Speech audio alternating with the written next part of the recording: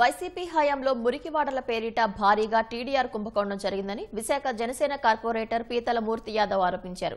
బొత్స వియ్యంకుడు వెంకటరమణకు అడ్డగోలుగా టీడీఆర్ కట్టబెట్టారని ధ్వజమెత్తారు. వైసీపీ నేతలు జోసెఫ్ కుమార్, కిషోర్ కుమార్ కు టీడీఆర్ కింద 4800 గజాలు కట్టబెట్టారని, ప్రత్యుపకారంగా అధికారి విద్యుత్ లతకు బహుళ అంతస్తుల ఫ్లాట్ ఇచ్చారని చెప్పారు. టీడీఆర్ కుంభకోణానికి పాల్పడిన అధికారులపై ప్రభుత్వం చర్యలు తీసుకోవాలని మూర్తి యాదవ్ కోరారు.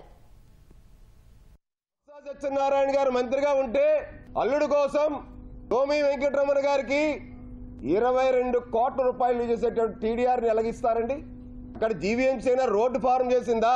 అక్కడ ఏమైనా 40 అడుగుల రోడ్డు 60 అడుగులు విస్తరించిందా? ఏ విధంగా ఇస్తారు?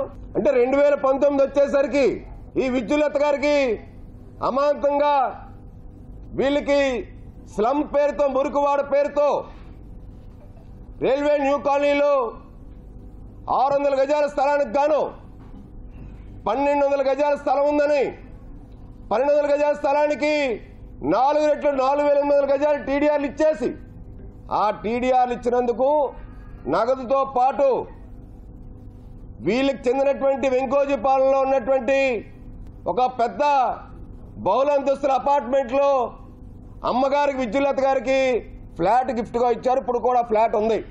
మురికివాడల పేరిట 100 కోట్ల రూపాయలు టీడీఆర్ కుంభకోణానికి పాల్పడినటువంటి వ్యక్తులు ప్రజాప్రతినిధులు, ఏ పార్టీ వల్లనే కావచ్చు, వాళ్ళు ప్రజాప్రతినిధులు టీడీఆర్ని దోచేయడానికి ఎవరైతే సహకరించారో వీళ్ళందరి మీద క్రిమినల్ చర్యలు తీసుకొని జైల్లోకి పంపించాలి.